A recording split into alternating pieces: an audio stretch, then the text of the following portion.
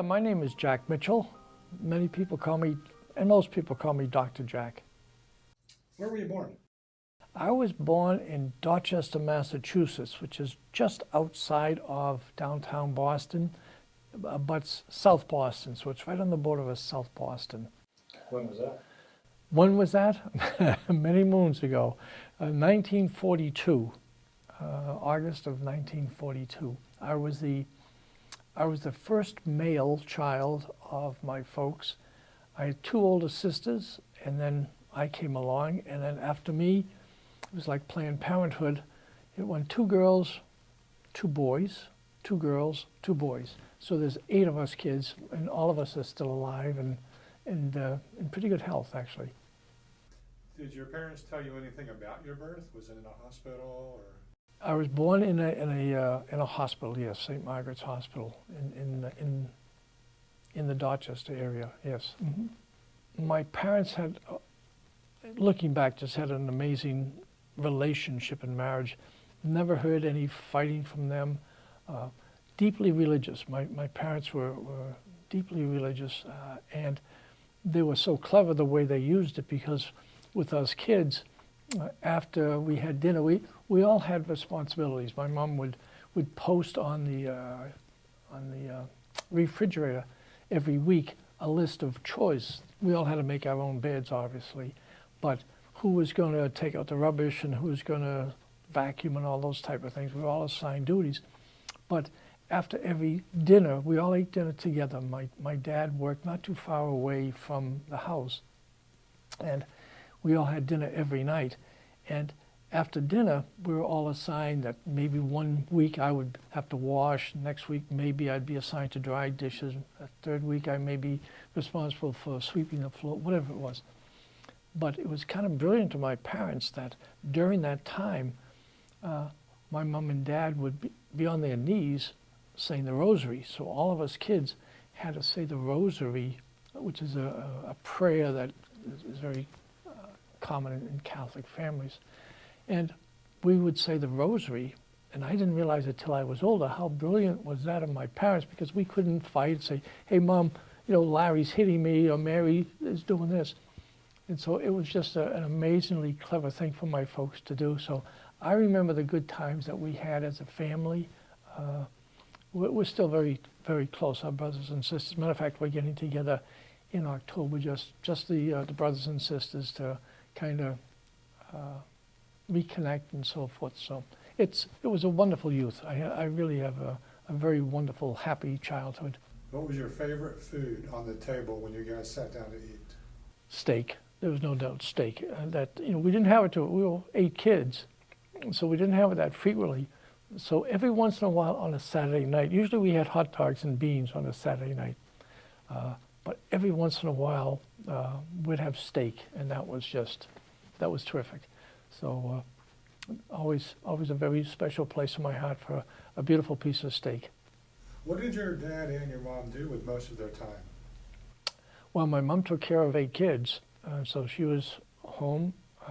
My dad worked. He was a supervisor for General Foods, Walter Baker Division, and so it was in those days. It was a very organized type of lifestyle. My dad left at a certain time in the morning. Every morning went to work. He came home every night about 5:15. We had supper every night at 6.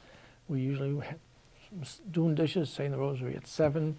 Then we did homework, or if we were able to go outside to play, because we were so many of us that we had our own teams. But in the neighborhood, other kids would come, and we played a lot of street kickball and that type of thing. So, but it was pretty organized in the sense of getting together with the family, and then other kids in the neighborhood would get together. Do you remember your grandparents at all? No. Yes and no. I remember my paternal grandmother.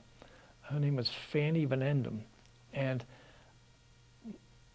my grandmother was a Dutch Jew, which is kind of interesting. I had an Uncle Solomon and an Uncle Saul, my grandmother's brothers, and they were Orthodox.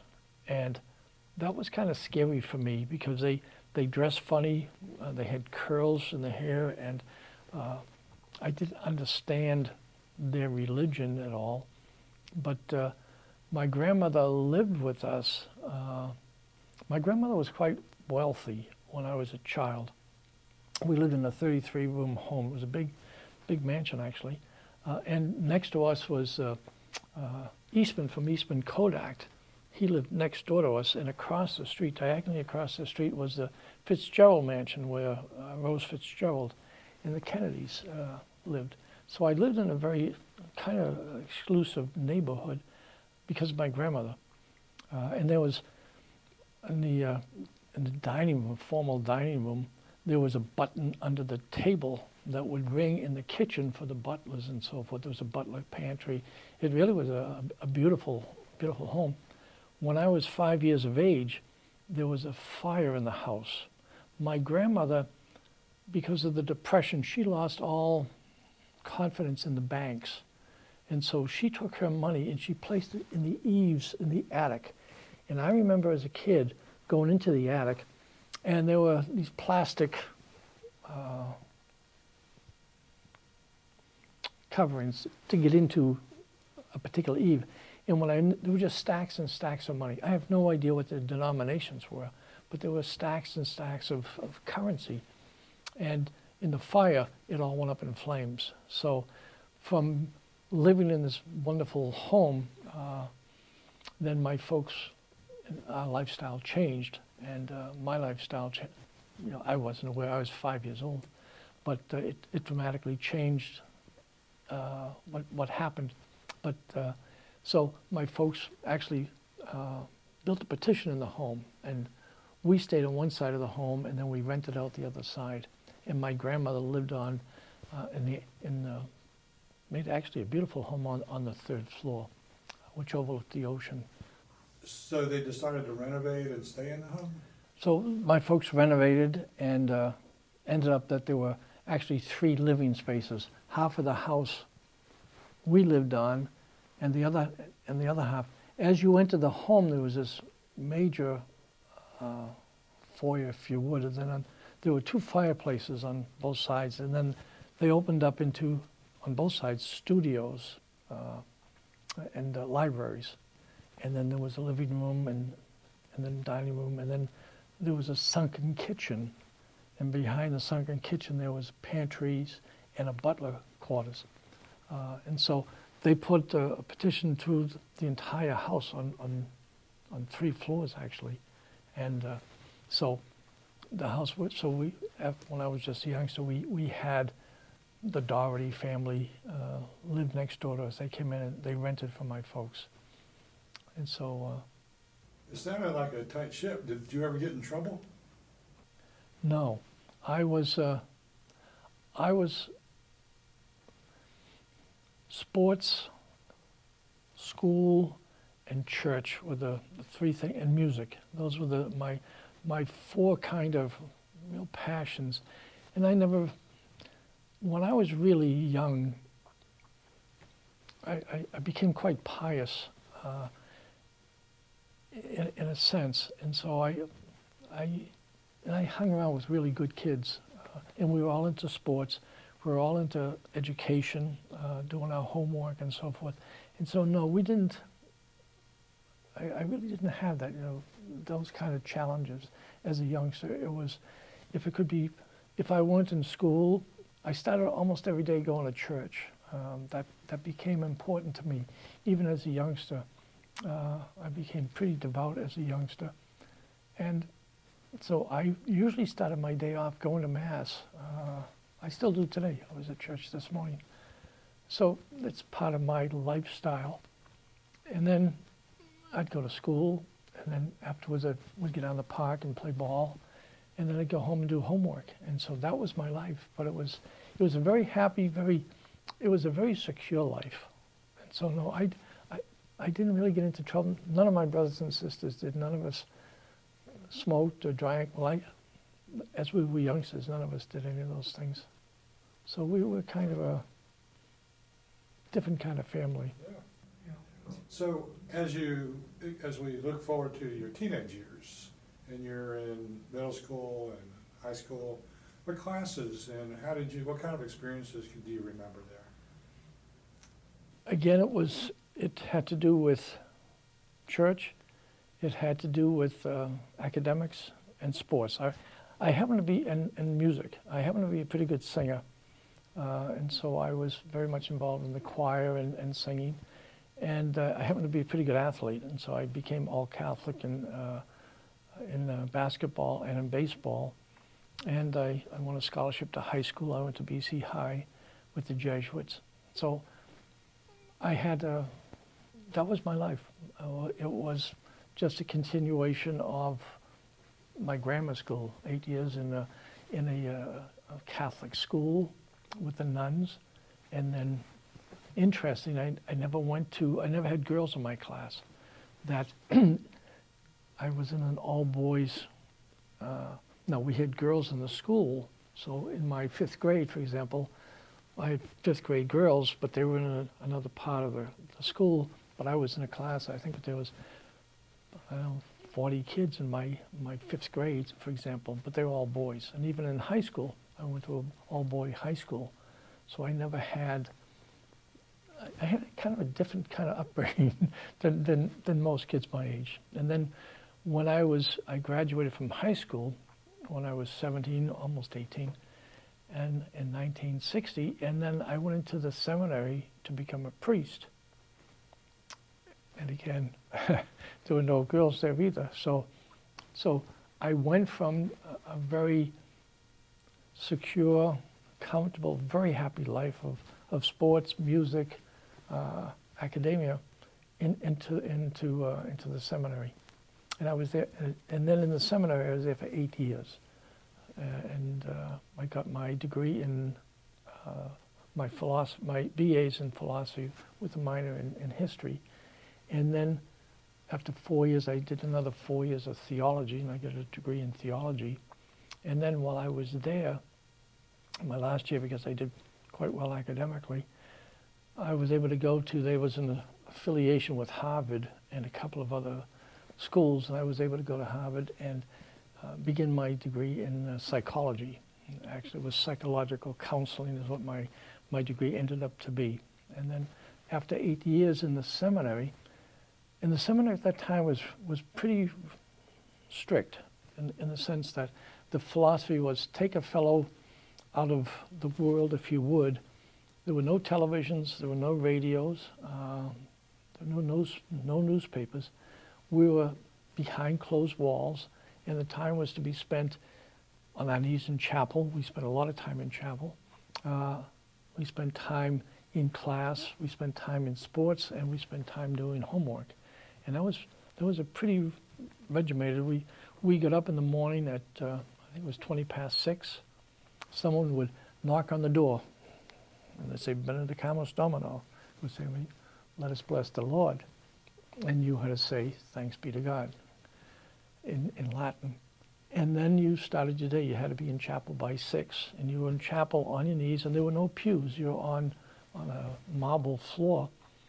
You'd be in chapel from 6 to perhaps about 8:15. And then you would walk in procession in silence to breakfast, and the meal was in silence. And then after the meal, then you were able to go outside and walk around and have a cigarette or whatever, and then class would start. I forget, about 9 o'clock, and then you'd be in class from there until 11:30, and you'd go back to chapel. Again, it was all silence when you walked back and forth, and then you'd have prayers there, and then you'd have lunch at 12. Again, lunch would be in silence, and someone would be reading some spiritual book, and then you were able to go outside afterwards, and then you're back in class until about 3, and then from 3 to 5, you had what they call physical rec. Some great sports, some great athletes were with me. And then back in chapel again for another hour or so of spiritual reading and meditation, and then dinner, and then you'd be in your room by 7, and then lights out at something like 9:30, and you had to have the lights out. And that was every day. it was the same kind of regiment. So it was a very regimented kind of And that went on situation. for 8 years, 8 years, yeah. And where did dating enter the scene? Because you mentioned you Dating? were married. Yeah, when did you begin to date? Well, you weren't allowed to date, though, obviously. As a Catholic, priests were not allowed to date. And so, in that really, I did go to a senior prom. And when I was in high school, I would go on a Friday night to dances. I like to dance. And so I would go on that. But I never had a girlfriend as such, any girl. I think I kissed a girl maybe when I was 13. Nancy Balboni was her name, and she had braces, and it was on the beach. And I do remember that, but I think that's the only girl I ever kissed. And, you know, when I hear other guys and what they did in high school and college, I didn't have any of those experiences. I was in the seminary, and then when I got out, when I was ordained, I was, after those 8 years, I was 25 years old, and I went into the parish. And again, you know, I lived with a couple of other priests in a house that's called a rectory, and I was stationed in this parish, and I loved it. I just had, I would say Mass, and got very involved in the community, did a lot of things with the kids. I ran a school. I had 1,800 kids in the school that I oversaw, you know, with all the teachers and so forth. I loved it. And then I got my degree, as I said. You know, I finalized the degree in psychology when I was in the first year when I was in the parish. And then there was a search. Rome got kind of concerned about what they felt. Now this is back in the early 1970s. And Rome got upset, concerned about how liberal the Catholic Church was becoming in the United States. And so they said that anyone that was going to become a bishop had to be sent to Rome to be kind of Romanized, and to deal with the Roman Curia and the Roman, the bishops and cardinals in Rome. And so there was a big search that went on. And out of there's some 4,000 priests in the greater Boston area. And I was chosen to go to Rome, which was a great honor. And so that was the start of a whole new situation. And at that time, I think I was 32, 33 years of age. But during that time, prior to going to Rome, I had just wonderful experiences. Again, I was good in sports, and so I played competitive tennis. I played against Arthur Ashe. I played against Ilie Nastase, and realized I didn't deserve to play against those guys. They were so much better than me. But it was a thrill to be on the court with them. I also had my own horse. I had a plane. I used to fly from Boston up to Newburgh, New York, in the Catskills, and I went up there and I stayed there for vacations and time off. I'd finish Mass and baptisms on a Sunday, and then I'd fly. When I had Monday and Tuesday off, they were my days off, and I'd fly a plane from Boston up to New York, Cessna, and when I was there, I bought a quarter horse. I loved riding horses, and so I'd do that frequently. So I had that opportunity. I took kids from the parish, and every summer we would travel to some place to do some missionary work here in the States, take over from a priest that couldn't get away because it wasn't, so I'd relieve them of their parish duties, and I'd go there with some of the kids from my parish. And we went to they call it Pinesville, Kentucky, worked with the mountaineers there one summer. Another summer we went to Montana, and worked out in Montana with the miners in Montana. We were in Brownsville, Texas another time, worked with the migrant workers in Texas. Went to Gallup, New Mexico, and worked on the reservations. So I've had just wonderful experiences of traveling and doing that kind of work. I've flown helicopters to the Grand Canyon.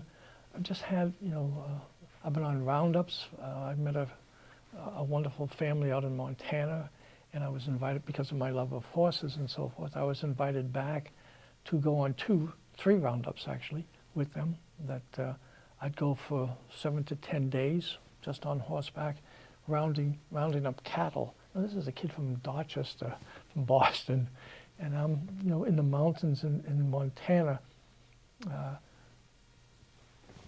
herding some 6,000 head of cattle back down from the mountains, 50 miles away from my friend's ranch. So I've just had wonderful, wonderful experiences that I just really felt really blessed about. But at the time, women were, I wasn't really tempted. I was really very happy. It was lonely. It's a lonely life in the sense that I knew I was well liked in the parish, but once the service was over and at Thanksgiving or Christmas, everyone was with their families. I wasn't. It was quite lonely. And that's what really kind of got to me, especially when and it really wasn't a challenge for me not to be involved romantically or sexually with women. It really wasn't a major challenge.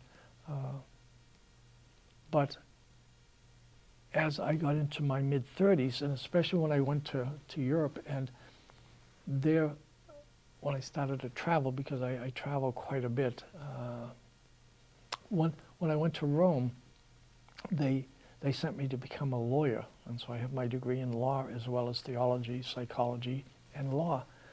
And so, but school went from May to October, and so come October, was that correct? Started in October and went from October to May. And in May, I was free, and I was in Europe, and I had a motorcycle, and so I started to take off on my motorcycle. And that was, and not having any kind of support system, that's when I first discovered a woman, and I'd never touched a woman. I was in my early 30s. The first time I think I kissed a woman. There was this woman, gorgeous, well, I thought was a gorgeous blonde, that I met in Venice. I don't know if you've ever been to Venice, but it's a tremendously romantic place. And I was there by myself and lonely, and met this young woman from Canada. And I was amazed at being with a woman. And so that kind of started me thinking about having a woman in my life. And after a couple of years, I was in Rome 3.5 years, and I met this other woman, and I said, I couldn't have a girlfriend. It just really bothered me to do that. I said, I can't have a girlfriend. I can't be running around. So I made the toughest decision I ever had to make, because I know I have to stand before God sometime. And so I made the decision I said, I just can't. I love being a priest. I loved everything about my lifestyle and so forth. But I said, I can't. I said, I really need to have a woman in my life. And I just can't fool around. And I didn't want to scandalize the priesthood that I today hold in high regards. So I made the decision to resign as a priest. So I went bald on the right side of my head. There were so many, the nerves of doing that, making that decision, because I know my whole life had been the clergy.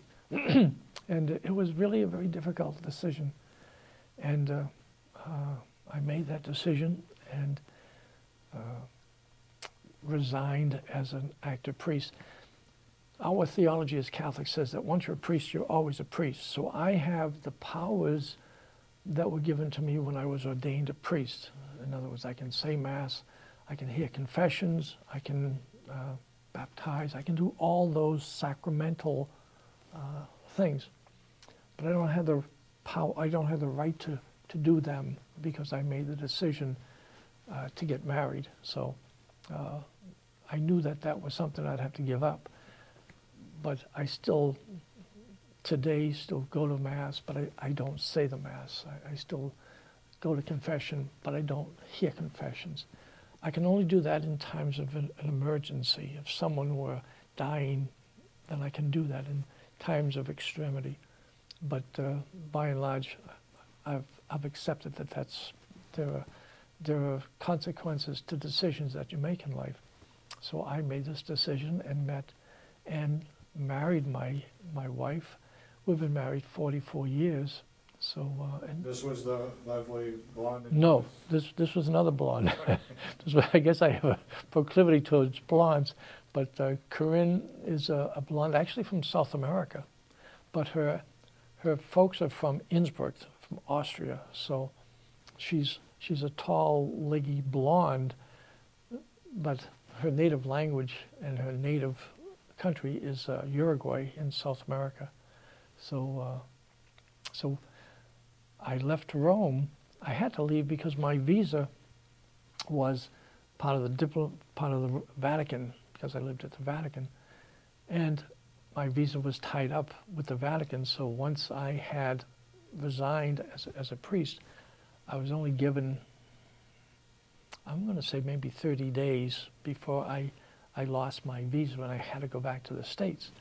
So I had to find a job, and some friend of someone I knew in Rome was able to hook me up to a person who was on a school committee in New Jersey, and I got a job as a therapist in a school system in New Jersey. And so I left Rome and got my first job when I was 35, 36.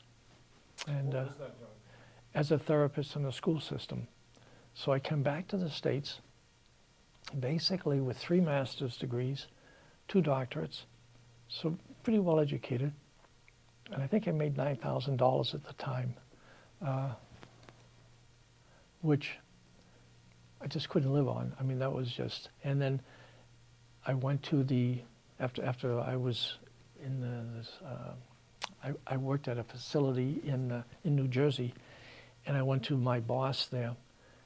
It was, my first day was really interesting, because now you have to visualize, I spent 3.5 years at the Vatican, and I ended up teaching law at the Pontifical University, the Pope's University, if you would.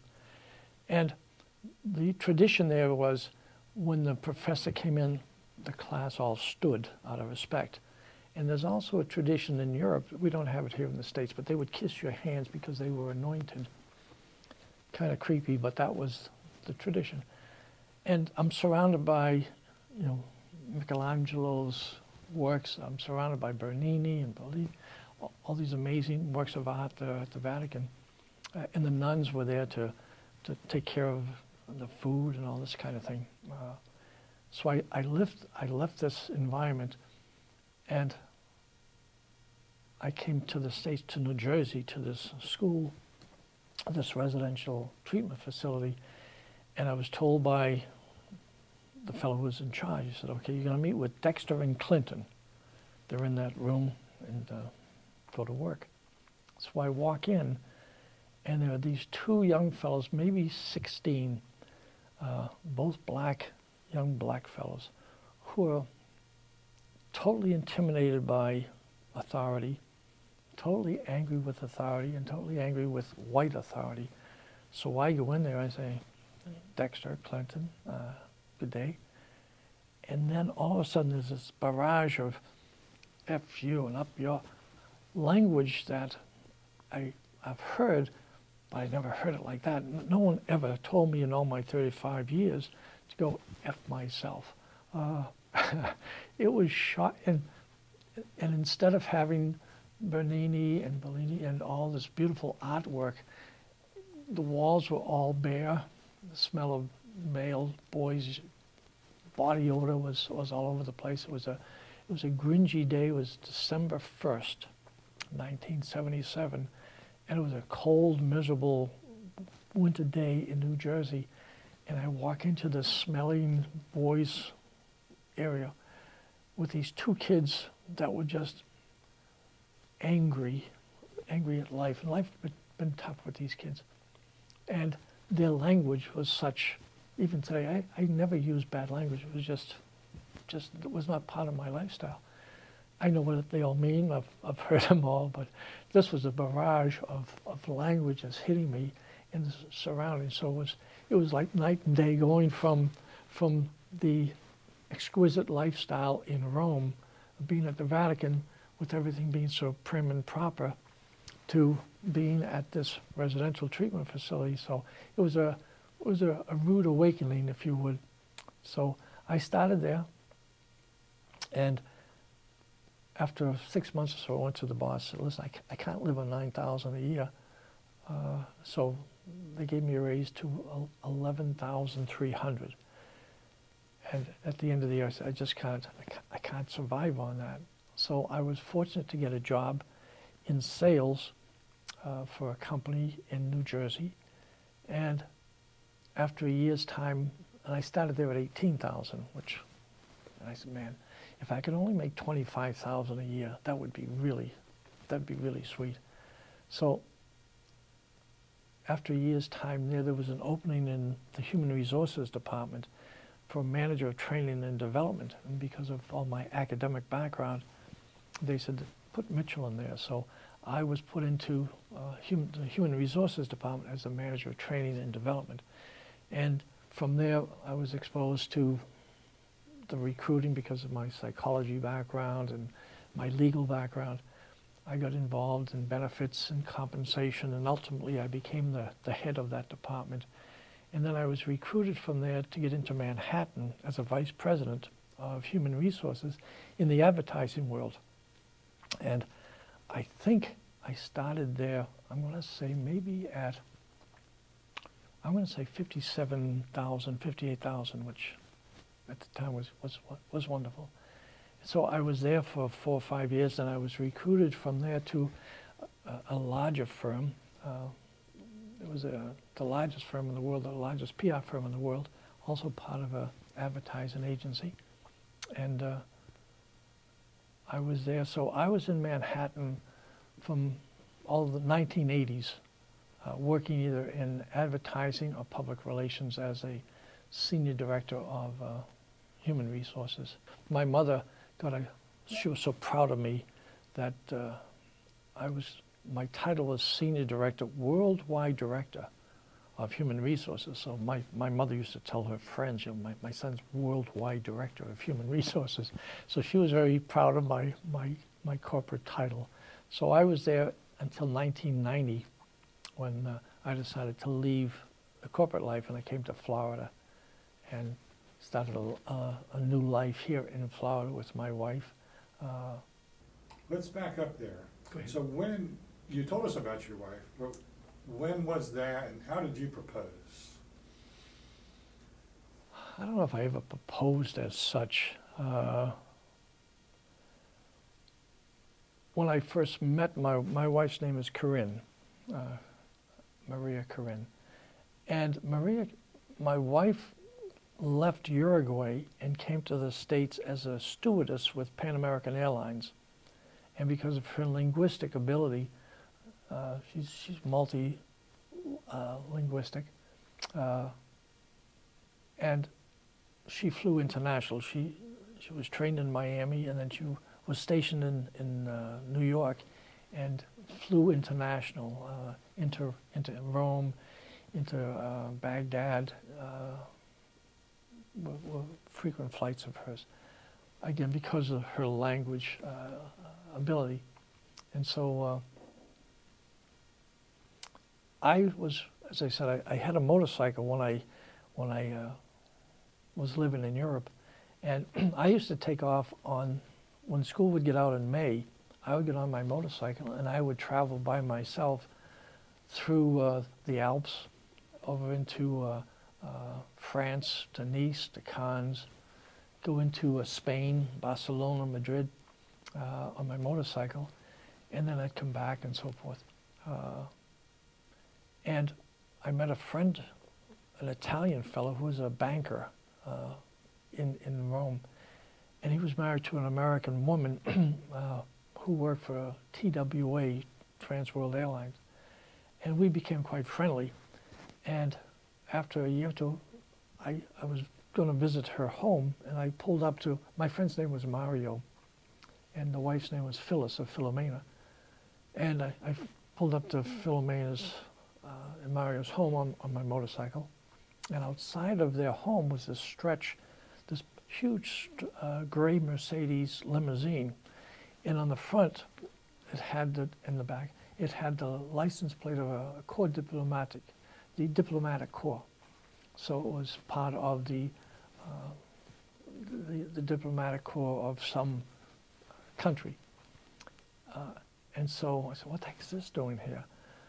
So I went upstairs to Mario and Philomena's home, and there was this, I thought, and I still do, this amazingly beautiful woman there, and who was Philomena's best friend, and I had never met her after a couple of years of being friends, and this was Corinne. And so she at the time had been hired by the Sultan of Oman and his political entourage to run his embassy in Rome. Claudio was a chauffeur of this huge limousine, and Corinne was a passenger because she was working for the Sultan of Oman and ran his embassy, and basically she was, in a sense, she was Claudio's boss, if you would. And when some dignitary from one of the Arab worlds would come into Italy or into England, then Corinne would have to make all the arrangements with the other embassies to let them know that this dignitary was here and to go set up the meetings that they may have and so forth. And then also, as I mentioned, when the wives would join them, then she would take the wife or wives shopping, either in Via Condotti in the very famous street in Rome, elegant stores, or they'd go to, she'd take them to France to shop in Paris, or she'd take them to Fifth Avenue here in New York, and they'd fly over in the Sultan's plane. And because, again, Corinne's linguistic ability in English and Spanish, Italian, French, and a little bit of Arabic, that she was able to then host these ladies and take them shopping and so forth. So she had an amazingly elegant life.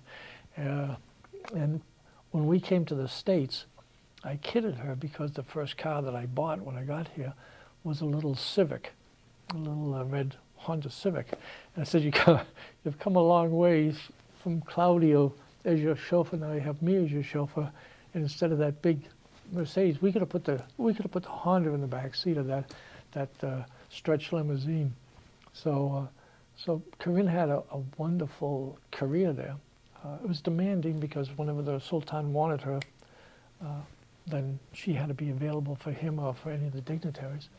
But it really was a terrific exposure for her, and I met some of the people, some of her colleagues and so forth. So it was another whole world that I was exposed to because of her. And then, I saw her, and then I don't know if we ever actually, I don't ever remember proposing as such. When I found out that I had to leave Rome, once I made the decision, it was interesting. When I made the decision, my dad had passed away, and I needed to come home to tell my mother that I was leaving the active ministry, which was a tough thing to do, to say the least. But I came home, and my mother was so excited about my coming home because she had news that she wanted to share with me. When I got home, my mother told me, before I could share my news, my mother told me that she got special permission from Rome that she could become a nun. Her kids were all grown, her husband was dead, and she got special permission to go in and to become a nun. And I couldn't break her bubble at the time and tell her, Mom, I'm sorry, but I'm leaving the priesthood. So that was, again, kind of an interesting piece of what happened in that whole process. And then, but because I had to leave I I think December 1st, I had to leave Rome. Then I didn't want to be without Corinne. I mean, she was a reason I was leaving. I needed to be with her. So we went to the town hall, City Hall, which is, if anyone's been to Italy, it's in the via Piazza Venezia, which is in the center of Rome, the Piazza Venezia. It says all roads lead to Rome. Well, everything starts at the Piazza Venezia. So when you are 100 miles outside of Rome, that 100 miles means 100 miles from the Piazza Venezia. If you happen to be in France and it says it's 500 kilometers to Rome, it's 500 to Piazza Venezia. And there in the Piazza Venezia, which is a little distance, maybe a couple of miles away from the Vatican, is the Tomb for the Unknown Soldier. It's also where the circus is and so forth. But there's also City Hall. And so Corinne and I went there on a Thursday afternoon at 12 o'clock. We had an appointment with one of the magistrates. So we went in to this magistrate, fat little guy who was sitting down with this big book in front of him. And we said, we want to get married. So he looked in his book. And now this is in November 17th. And I had to start my new job December 1st. I had to be out of Italy, but my new job that I had got was starting December 1st. So the fellow said, well, you're stranieri. Stranieri, mean you're foreigners. Both of us were foreigners. Neither of us were Italian. And so he said, you have to wait 6 months. I said, I can't wait 6 months. I have to leave. And I made this major decision because I wanted to be with this woman. I said, we have to be married. And so Corinne, because of her contacts with the secret police, actually, we went outside in the vestibule, and Corinne called one of the big shots at the secret police. And about 15 minutes later, these two, they look like goons. These two goons come up, one guy smoking a cigarette with stubble all over his face and one tooth in the cigarette. And the other guy was much more smooth with a mustache and so forth. They come in, they said, Aspetta, wait a minute. I said, you stay outside, we're going inside. So the big guy stayed outside with us, and the guy with the little mustache went inside. And he came out a couple of minutes later, and he said, looked at his watch, and it was about, at that time, it's perhaps about 20 past 12. He said, can you be back here at 3 o'clock? If you can, then you can get married at 3 o'clock because there's an opening. So we said, okay, we'll do it. So we had to then make phone calls to get wedding bands. We had to go and tell Mario and Philomena that they had to get out of work to be our best man and maid of honor. And we had to go back to Corinne's apartment and get the clothes and change and so forth. And I remember here I am in Italy, and I had a cup of Campbell's tomato soup, and then got changed into a suit myself, and then went back to the Campidoglio, to the City Hall, and we were married there on November 17th. So there was nothing normal about my life and my I never dated Corinne as such. I never proposed as such. It was just, we just loved each other, and 44 years later, it worked. So we're still very happily married. So you said you were going to retire to Florida, or just move to Florida? Moved to Florida.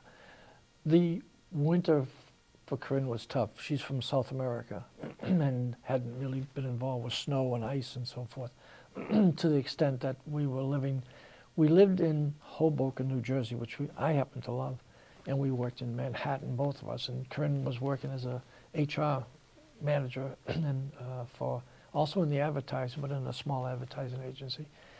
And the ice and the slipperiness of that and the cold really got to her. I said, well, why, and to get another job, at that time I was making well in the 6 figures. So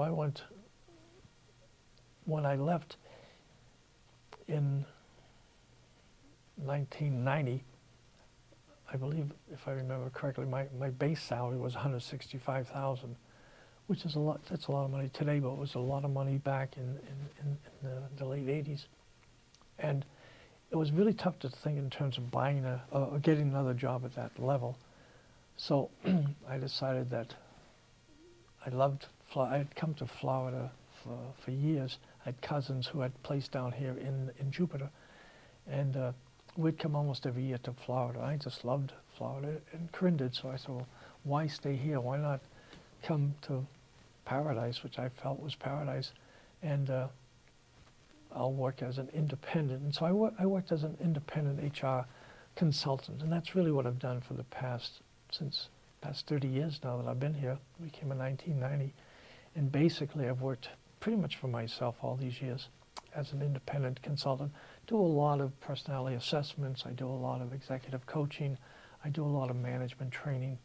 And that's really what my daily work is. But I dabble. I've been involved with an organization called Tico Studios.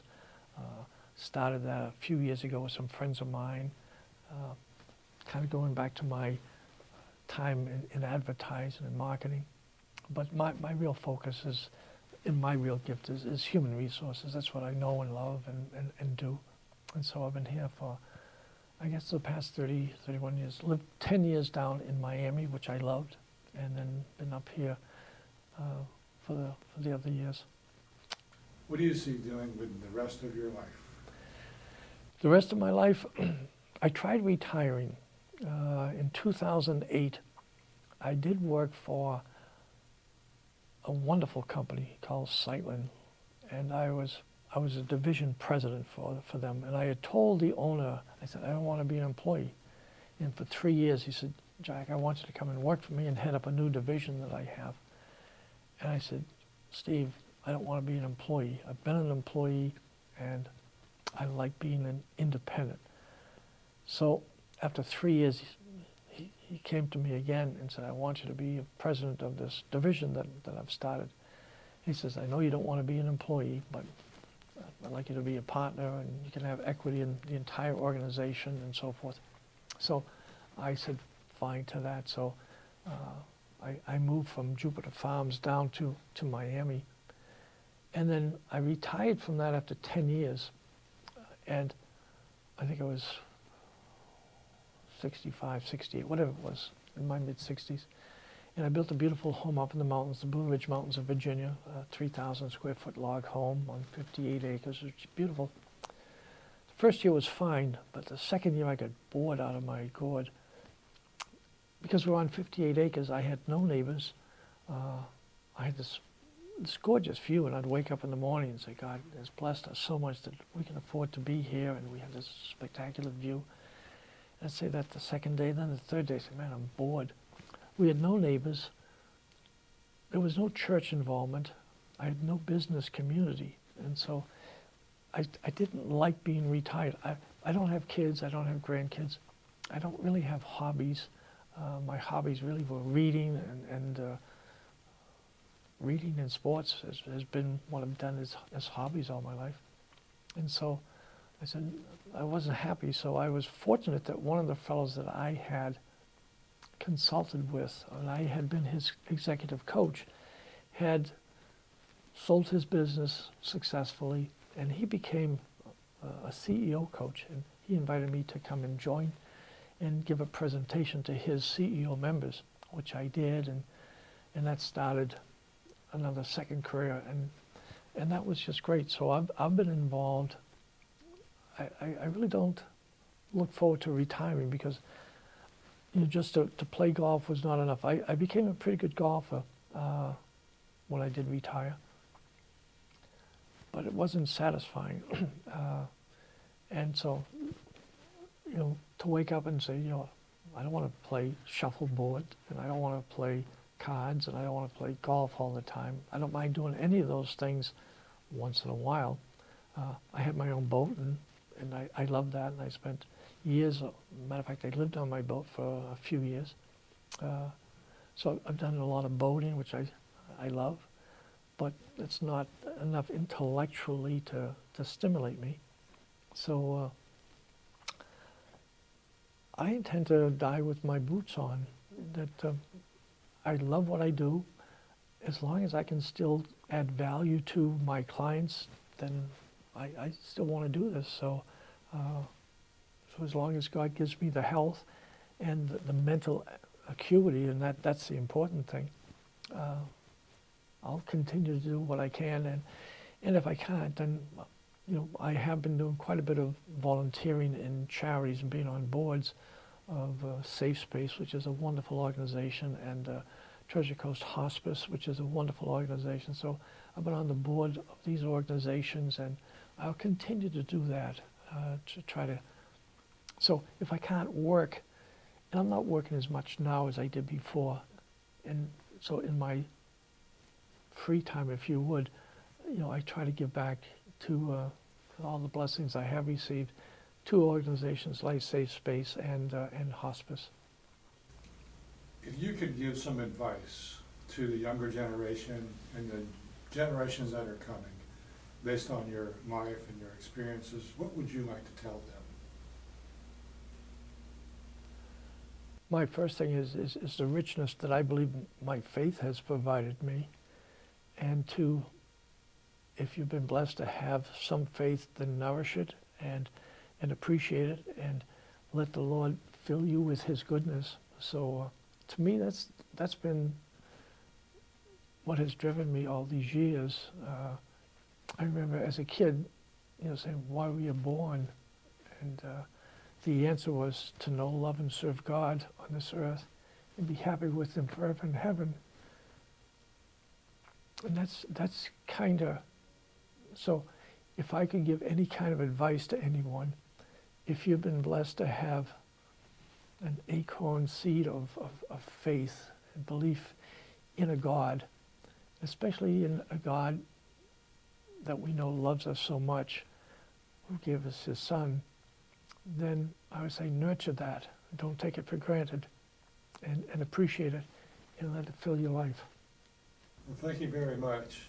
I have some fun questions as we wrap up. Go ahead. All right. Who is your favorite president? My favorite president? Wow. Never really got terribly involved in politics. John Kennedy, of course, because I grew up in Boston. I knew the Kennedys.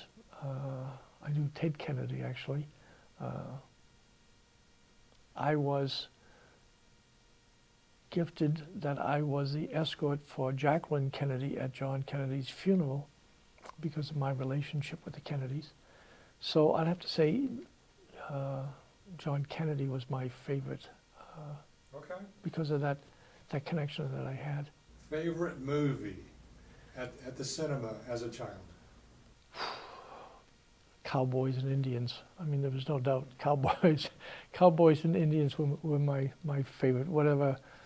Whichever one, Roy Rogers, whomsoever. But I'd have to say that was my favorite, Cowboys. And that was, I loved horses. I grew up in a city, but I just always fell in love with the horses from those westerns that we used to see. And lastly, everybody wants to know, what was your favorite toy as a kid? My favorite toy, I would have to say basketball.